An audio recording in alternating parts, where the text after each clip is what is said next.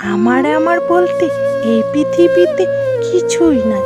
দেব আমার এই ছোট্ট ঠাকুর রুমটাকে আজকে পরিষ্কার করে পুজো দিব।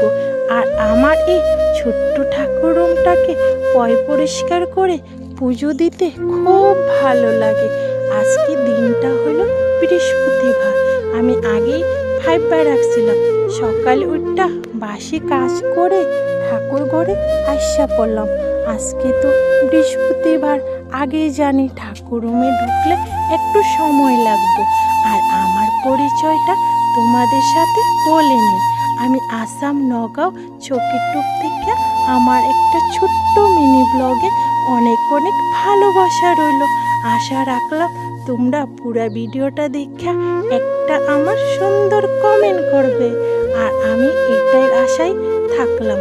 আর দেখো আমার ঠাকুর রুমটা পরিষ্কার করে এখন ঘরটা মুছে নিলাম। আর ঠাকুর রুম যখন তুমি পরিষ্কার করে ঠাকুর সেবা দাও তখন তোমার মনটা কত শান্তি লাগে। আর প্রায় সময় আমার শাশুড়ি মা এদের। আর আজকে আমি বৃহস্পতিবার আমিই ঢুকলাম। বউ মানুষে বৃহস্পতিবারে ঘট বসাইলে তো খুবই ভালো লাগে। আর দেখো আমাদের তো বাঙালিদের নিয়ম বৃহস্পতিবারে ঘট বসাইতে লাগে। আমি সুন্দর করে ঘটে সিঁদুর দিয়ে আলপনা করে ঘরটা উলু দিয়ে বসাই দিব। আর আজকে ভাববা রাখছিলাম আমার গোপাল সোনাকে আমি স্নান করাবো। এত গরম পড়েছে। ঘরের সব কাজ করে ঠাকুর ঘরটা পরিষ্কার করে আইসা পড়লাম তুলসী মাকে জল অর্পণ করতে। তুলসী মাকে জল অর্পণ করে আমি সূর্যদেবকেও জল অর্পণ করে দিলাম। প্রণাম করে ঘরে আসা পড়লাম। ঘরে আসা এখন আমি গোপাল সোনাকে সুন্দর করে স্নান করাই দেব। আর আমার গোপাল সোনা তো স্নান করতে খুবই ভালোবাসে। আজকে ভাববা রাখছিলাম কিছু দিয়ে স্নান করাবো না, শুধু জল দিয়ে স্নান করাবো। যা গরম পড়ছে আমরাই থাকতে পারছি না, আর গোপাল কিভাবে থাকবো। দেখো আমার গোপালে যখন স্নান করাই না খুব ভালো লাগে।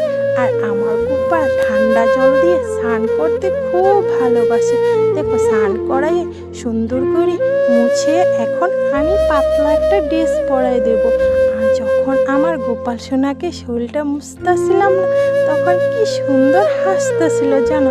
আর আমার গোপাল সোনারকে যে আমি ড্রেস পরাইতে খুবই ভালো লাগে। আর একটা কথা তোমরা জানো, আমার শাশুড়ি মা যে গোপালকে এখনও ড্রেস পরাইতে পারে না। আমি কিন্তু বিয়ার আগে কোনোদিন গোপালই ধরি না। বিয়ের পরে আমার শ্বশুর বাবা আমার হাতে এই গোপালকে এনে দিয়েছিল। পরে আমার গোপাল আসলো। আমার গোপালকে দেখো সাজাইয়ে রাখলাম যখন কি মিষ্টি লাগছে। আর ড্রেসটা এত সুন্দর লাগছে। আর বাঁশিটা দেওয়ার পরে তো গোপালের মুখটাই চেঞ্জ হয়ে গেল দেখো।